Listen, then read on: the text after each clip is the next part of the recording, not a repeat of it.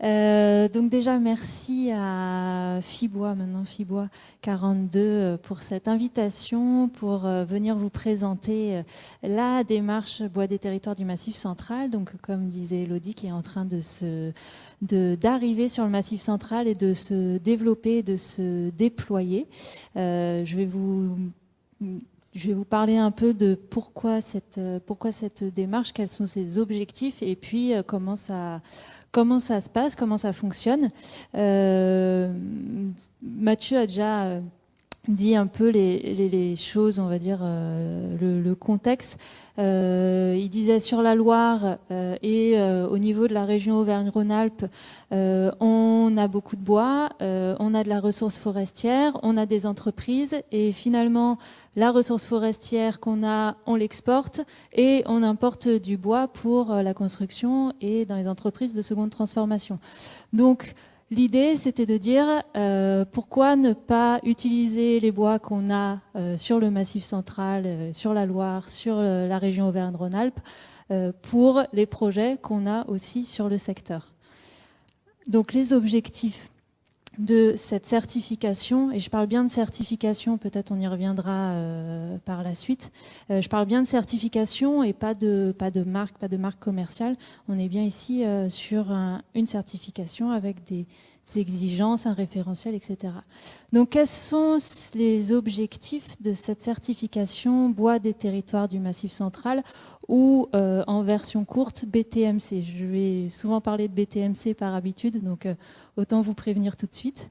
Donc c'est l'idée de pouvoir promouvoir le bois local, transformé localement par des entreprises qui travaillent en circuit de proximité, de revaloriser et de réorienter vers la consommation locale du bois. C'est ce qu'on disait. On a tendance finalement à utiliser des bois importés alors qu'on a la ressource, on a les entreprises, on a le bois de qualité.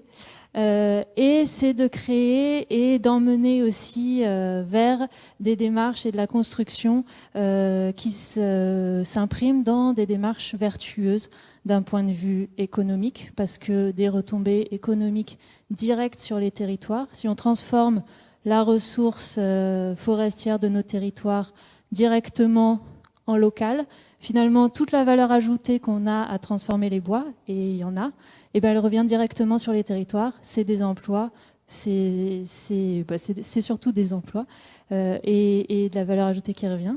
D'un point de vue environnemental, bon là je ne vais pas développer beaucoup plus, Mathieu l'a très bien expliqué, et d'un point de vue aussi social, c'est-à-dire aussi tout ce qui est démarche vertueuse d'un point de vue des conditions de travail et du salariat. Voilà pour les objectifs de cette certification, avec vraiment l'objectif, on va dire, phare, qui est de se réapproprier notre bois, sa transformation, et de se réapproprier la construction avec les bois qu'on a sur notre territoire et qui valorisent les entreprises qui le transforment. Comment ça fonctionne ? Alors, et pourquoi une certification ? Aujourd'hui, on a des marchés publics et clairement, les marchés publics, c'est un réel levier pour l'utilisation du bois, parce que les marchés publics sont aussi une certaine vitrine après pour impacter les marchés privés. Donc dans nos marchés publics, qui sont un levier pour la consommation de bois, la question est comment est-ce qu'on peut arriver à demander du bois local et transformé par des entreprises locales. Sachant que, pour ne pas contrevenir à tous les principes de la commande publique, il y a beaucoup de choses qu'on ne peut pas faire, et notamment on ne peut pas demander, alors j'ai mis quelques exemples ici, on ne peut pas demander je voudrais du bois local, je voudrais du bois de pays, je voudrais du sapin du Pilat. On ne peut pas demander non plus je voudrais avoir des entreprises qui se situent dans un rayon de 100 km autour du bâtiment. Toutes ces choses-là, c'est complètement interdit dans un marché public. Donc, comment est-ce qu'on fait pour valoriser nos entreprises locales ?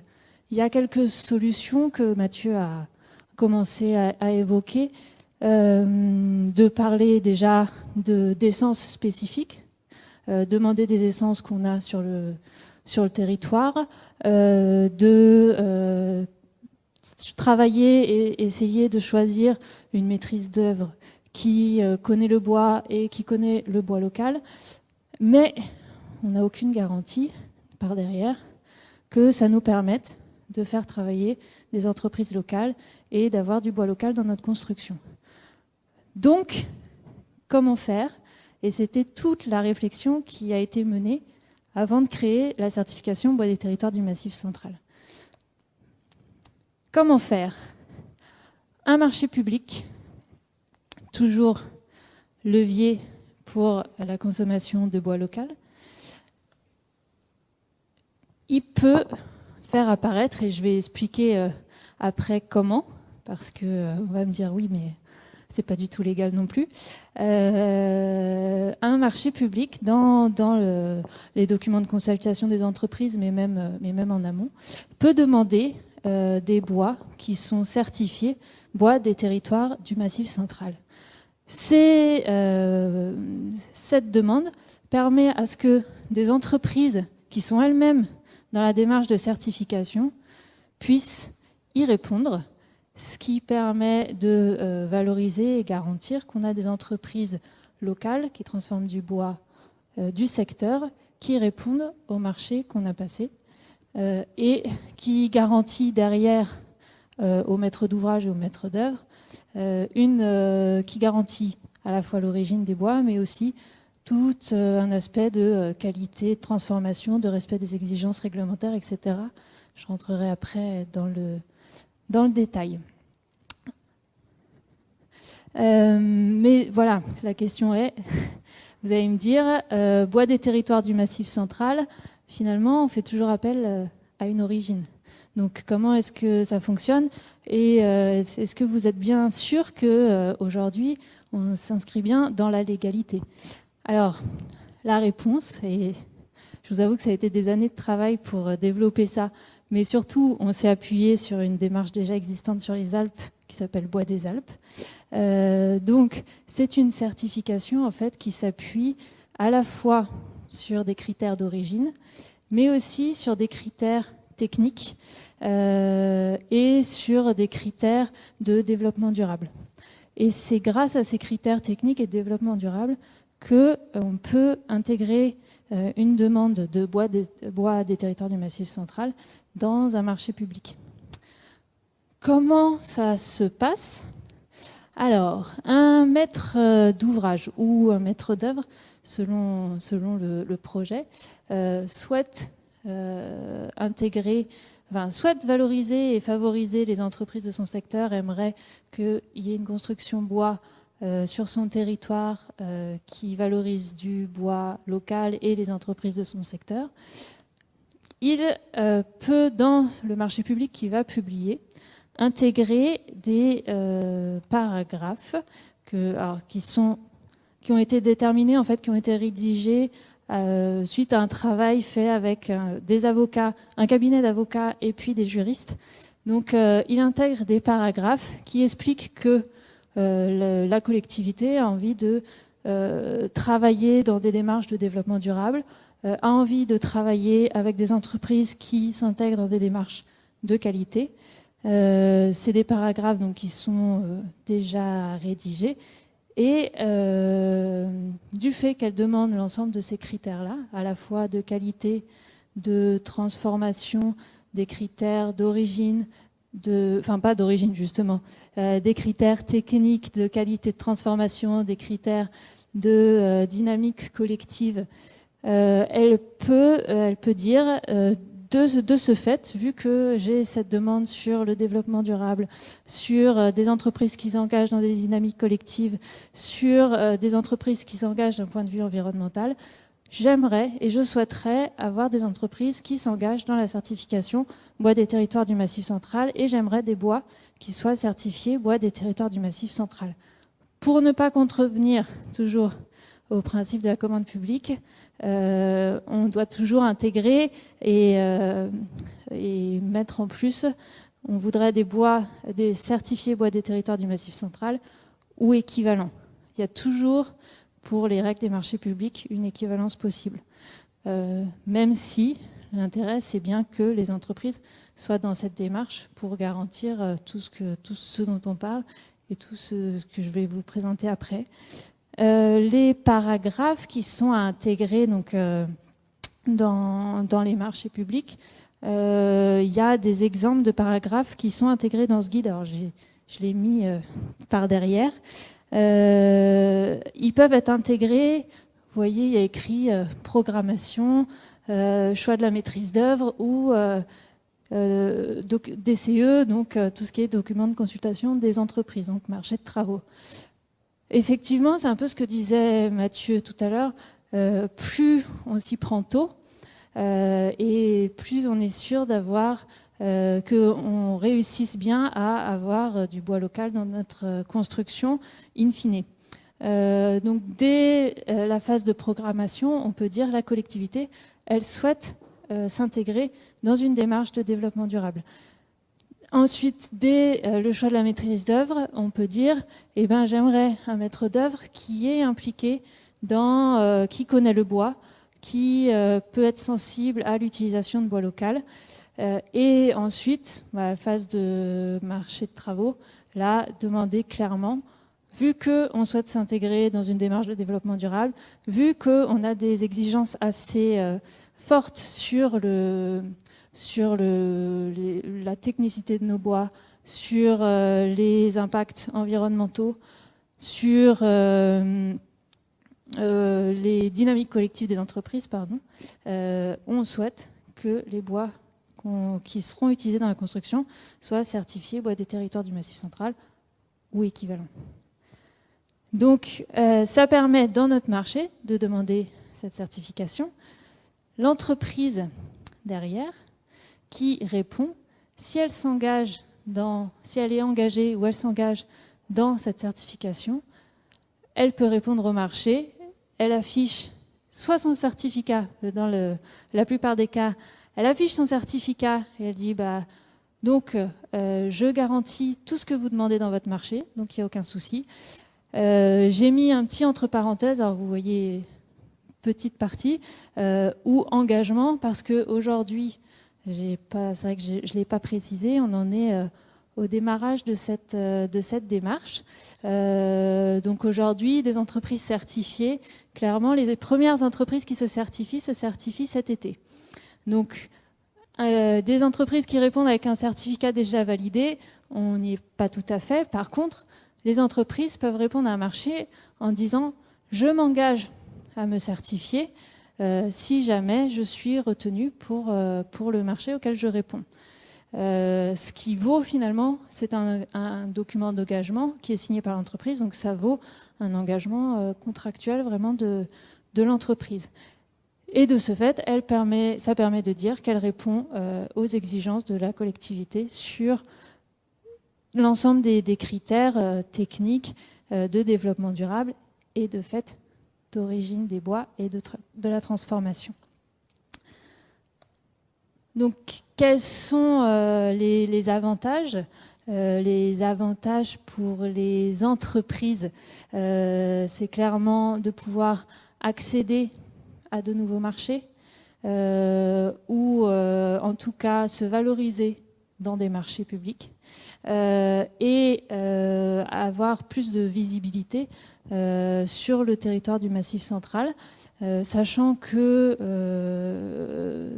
par rapport à la certification bois et territoires du Massif central, il y a bien sûr une large communication qui commence à être menée et qui va être menée dans les années à venir.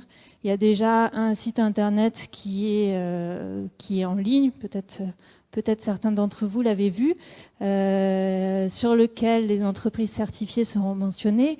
Il va y avoir un catalogue des produits disponibles en bois des territoires du Massif central qui sera édité. Alors dans l'idée, ce serait plus un catalogue interactif vu que ça va forcément bouger au fil des certifications des entreprises.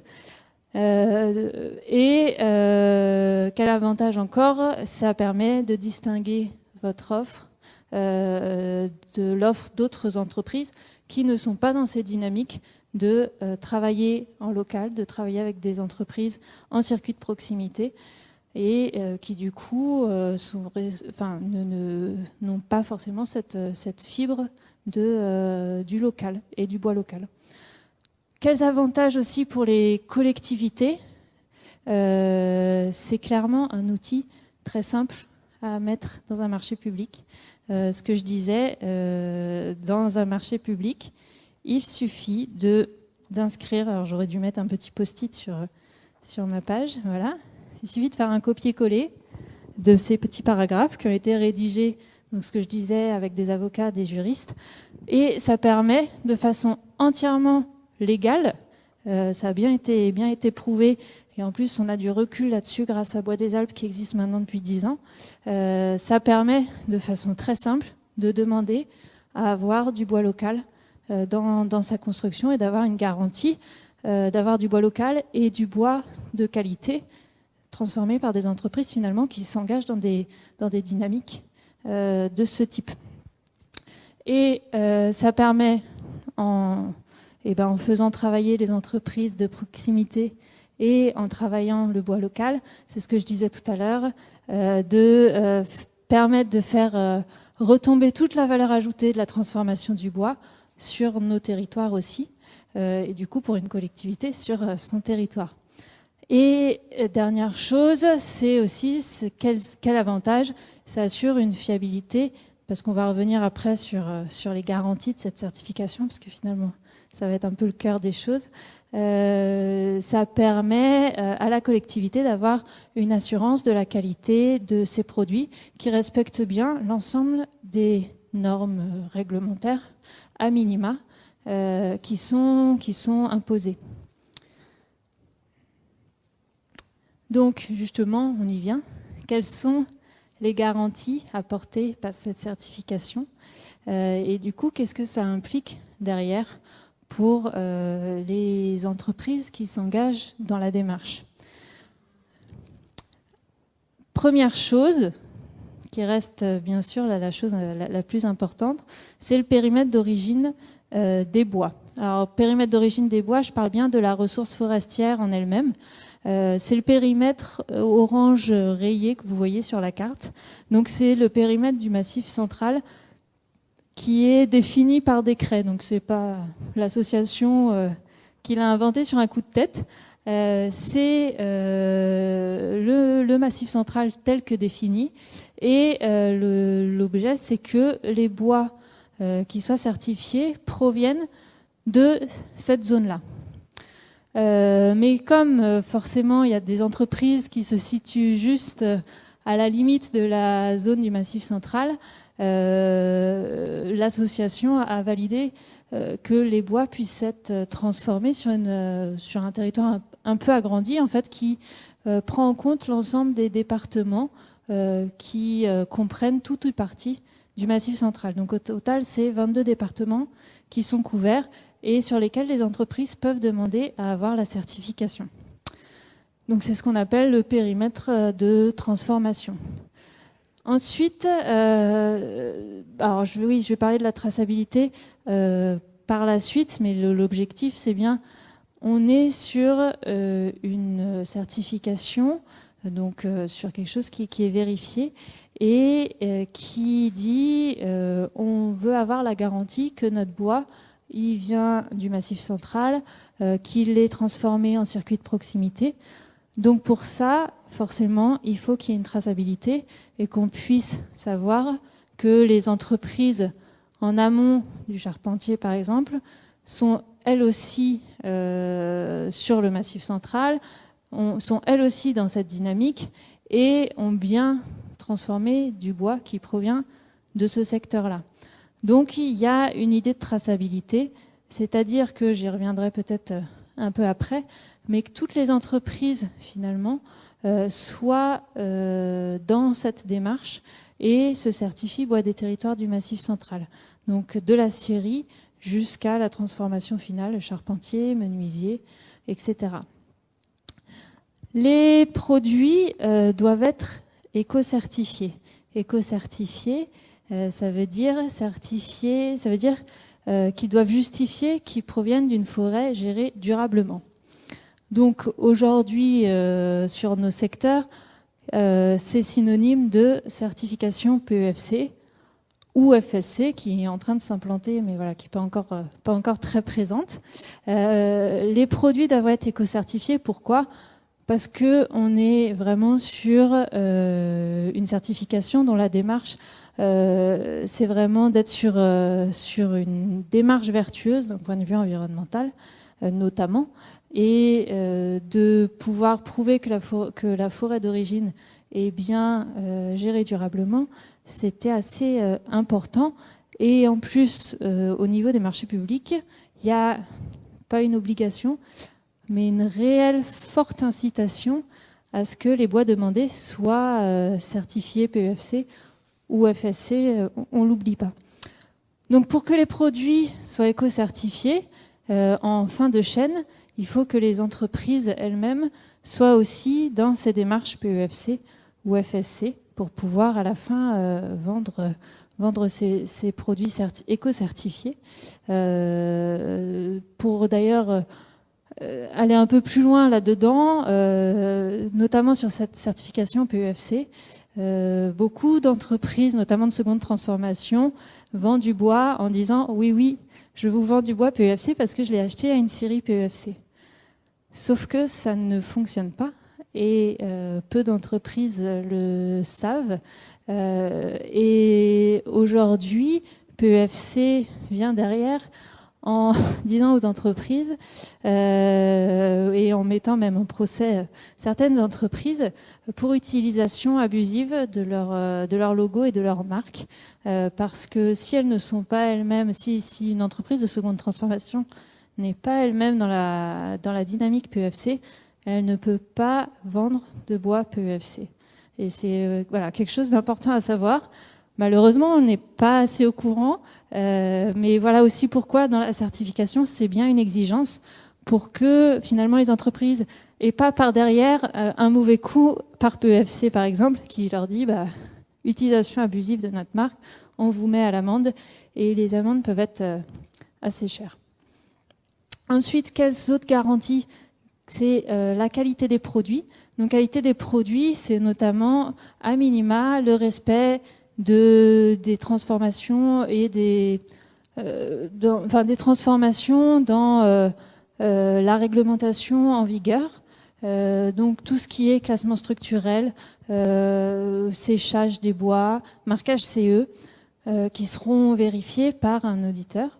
Le séchage des bois notamment, c'est une chose importante aussi au sein de la certification parce que aujourd'hui les textes sont assez clairs au niveau des documents techniques unifiés.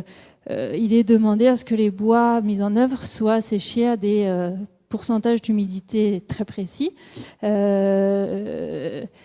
Et malheureusement, on n'a pas toujours ce taux d'humidité-là. Et pour que les entreprises, par derrière, d'eux-mêmes, ne soient pas embêtées parce que finalement, elles ont mis en œuvre un bois qui ne respecte pas la réglementation, il est bien demandé au sein de la certification que les entreprises respectent et une preuve que les bois soient bien au taux d'humidité en vigueur. Deux dernières garanties. Garantie de la qualité du travail, donc c'est que les contrôles techniques des machines soient bien réalisés. Par exemple, je pense là rapidement à tout ce qui est engin de levage, ce qui est installation électrique, etc. Que du coup le travail se passe dans de bonnes conditions aussi pour les salariés et pour toute personne qui travaille dans l'entreprise. Et au niveau des salariés toujours, qu'il y ait mis en place un système de formation ou en tout cas de recensement des besoins en formation pour l'équipe de salariés qui permet de toujours aller de l'avant et qui permet de savoir où est-ce qu'on en est et de, pourquoi pas, proposer des formations régulièrement. Et document unique, donc ça c'est par rapport à l'évaluation des risques, donc que les entreprises aient bien un document unique d'évaluation des risques mis à jour chaque année. Et enfin, qu'elle soit dans une dynamique collective, qu'elle s'intègre dans des dynamiques collectives. Donc toujours dans cet esprit d'être vertueux du point de vue de l'environnement, du point de vue du développement durable, du point de vue social et du point de vue des échanges entre entreprises. Donc des dynamiques collectives, ça peut être participation à des réunions telles que ce soir, participation à des réunions de l'interprofession, participation à des réunions de l'association Bois des territoires du Massif central, création d'actions collectives entre plusieurs entreprises. Voilà, les choses peuvent être diverses et variées. En tout cas, l'idée, c'est que les entreprises s'engagent bien dans des démarches collectives. Ce que je disais ensuite, c'est bien que la certification, dans cette histoire, dans cette notion de traçabilité, pour être sûr que finalement toutes les entreprises sont sur le Massif central, transforment des bois du Massif central et sont dans ces dynamiques aussi de qualité de transformation. Il faut que l'ensemble des entreprises soient dans la démarche Bois des territoires du Massif central. Donc c'est-à-dire que depuis la scierie jusqu'au bâtiment final qu'on ne voit pas en photo, chaque maillon de transformation du bois doit être dans la démarche. Alors souvent on est à 1 ou 2 maillons par chez nous, mais voilà, ça peut être le lamelliste aussi qui se certifie, les entreprises les scieries, les entreprises de charpente, de menuiserie, etc., qui se certifient et qui permettent après de prouver que le bois a bien été transformé dans une chaîne de transformation vertueuse et à travers une grappe d'entreprise qui s'inscrit dans ces démarches vertueuses. Une entreprise, donc la certification concerne l'ensemble des produits de la construction, mais aussi de l'aménagement et de l'ameublement. Et une entreprise, alors de l'aménagement et de l'ameublement, hors panneaux, hors produits qui sont fabriqués à base de fibres ou de particules. Donc tout ce qui est panneaux d'OSB ou à base de fibres de bois, c'est exclu à ce jour du référentiel de certification. Qu'est-ce que je voulais dire Si, voilà. Pour une entreprise, c'est vrai que j'ai oublié de préciser ça, mais ça reste important. Une entreprise n'est pas obligée forcément de certifier l'ensemble de sa production. Une entreprise peut certifier, par exemple, les bois qui vont être utilisés pour la construction pour lequel elle a eu le marché. Voilà, c'est quelque chose d'important. Ça veut dire que ça n'oblige pas les entreprises à forcément avoir, alors qu'elles avaient des approvisionnements de français, voire un peu plus large, ça ne les oblige pas à avoir du jour au lendemain un approvisionnement uniquement Massif central et à casser du coup toutes leurs habitudes de travail. Mais c'est bien lié à un marché. Alors après, l'idée c'est bien sûr que les marchés et la connaissance de cette certification évoluent et augmentent et que du coup il y ait de plus en plus de bois du Massif central qui soit valorisé.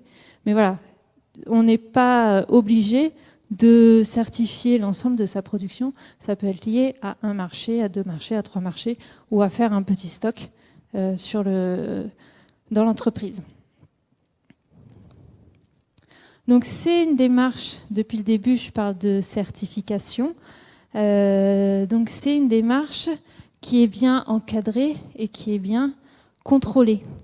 Donc il y a une structure d'accompagnement qui porte cette certification, c'est l'association Bois des territoires du Massif central, qui est la propriétaire d'un référentiel. Ce référentiel, il comporte le champ d'application de cette certification et surtout l'ensemble des exigences.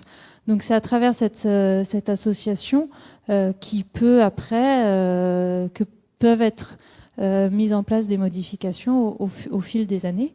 Ce référentiel ensuite, pour la mise en œuvre dans les entreprises et pour le contrôle surtout de cette mise en œuvre au sein des entreprises, c'est réalisé par des organismes externes et pas par l'association en elle-même, ce qui garantit la neutralité de l'association et ce qui garantit la notion de certification aussi. Aujourd'hui, nous travaillons avec Qualisud qui s'est formé sur notre référentiel et qui peut réaliser des audits et qui a commencé à réaliser ses premiers audits, ce que je disais, depuis mai. Et il y a des organismes de formation aussi qui se sont formés sur notre référentiel et qui peuvent aider les entreprises à le mettre en place, sachant que au sein de l'association, moi je suis aussi à disposition pour une première mise en place et mise en route avant, si besoin, de faire appel à un organisme de formation. Comment se certifier, toujours pour les entreprises? Donc, une fois qu'on a mis en place les choses dans une entreprise et que l'auditeur est passé et que l'auditeur a validé que les exigences sont bien respectées, il donne un certificat qui dure 3 ans. Ce certificat de 3 ans, il y a quand même des audits qui sont réalisés chaque année pour vérifier que tout est quand même bien suivi, on va dire, depuis l'année passée. Et au bout de 3 ans, on peut renouveler le certificat de bois des territoires du Massif central. Autre chose, c'est le coût, parce que forcément, qui dit certification dit quand même coût. Et c'est clairement aussi un peu le nerf de la guerre.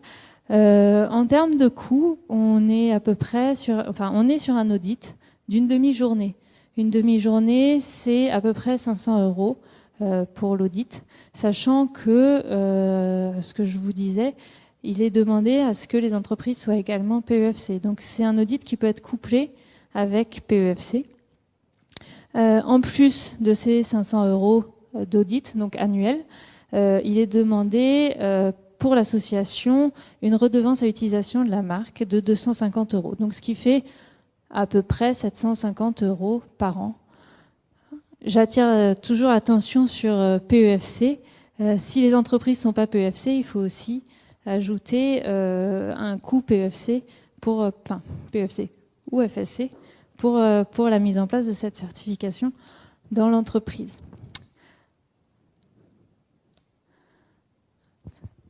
Je voulais aussi faire un point sur qui porte cette démarche, parce que c'est quelque chose d'important. Donc, je vous ai dit, c'est l'Association Bois des Territoires du Massif central. Mais cette association, ce n'est pas uniquement des entreprises, ce n'est pas uniquement des élus qui voulaient un outil simple à mettre dans les marchés publics.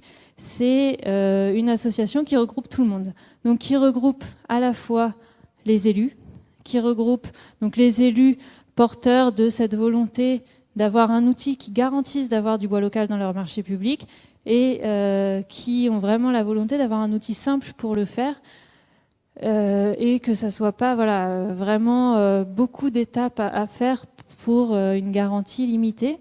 Les entreprises donc, qui peuvent répondre à cette démarche et qui peuvent s'intégrer dans cette dynamique. Les prescripteurs bois, donc architectes, bureaux d'études, voilà, il y en a quelques-uns dans cette salle, et les organismes professionnels, donc type interprofession, tout ce qui est, il y a la forêt privée, la forêt publique, certains syndicats aussi qui font partie de l'association.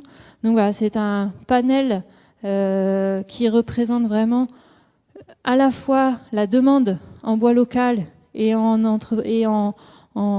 bois local et en provenance, on va dire, locale de la transformation du bois, de cette transformation locale et des organismes professionnels qui gravitent autour de tout ça. Donc pour finir, parce que je vois que le temps tourne un peu, la certification bois des territoires du Massif central, clairement, ça démarre. Et elle existe elle a été déposée depuis août 2017. Et on en est à son, on va dire toujours à son démarrage, mais le démarrage est en train de prendre un bel essor et un essor assez rapide. Aujourd'hui, le premier chantier est en cours de construction sur Florac. Alors même s'il a pris un peu de retard, les premiers bois certifiés vont être posés, on l'espère, en septembre. Il y a aujourd'hui 4 appels d'offres qui sont en cours de publication, dont un sur la Loire, qui font mention de la certification. Et à ce jour, alors au dernier décompte, parce que je vous avoue que les choses bougent assez vite, au dernier décompte, il y a déjà 9 appels d'offres qui seraient apparaître d'ici la fin 2018. Donc plusieurs qui seraient apparaître cet été notamment, et 9 apparaître à l'horizon 2019-2020. Sachant que à l'horizon 2019-2020, on commence à avoir des potentiels marchés d'une envergure assez importante. Notamment, on a sur Montpellier Métropole comment on appelle ça, une délibération qui dit que l'ensemble des projets de construction et d'aménagement sur toute la métropole doivent être passés par la certification bois des territoires du Massif central. Et c'est quelque chose qui est en train de faire mouche tout autour du Massif central, parce qu'il y a une réelle volonté et demande d'avoir du bois local, d'avoir un affichage aussi de bois local, et d'avoir ces dynamiques collectives qui s'enclenchent. Donc voilà, on en est vraiment... on a un boom assez fort là depuis le démarrage, avec les premières entreprises qui se certifient depuis mai, et les premiers certificats qui vont être délivrés en juin. Voilà, j'espère que j'ai pas été trop longue.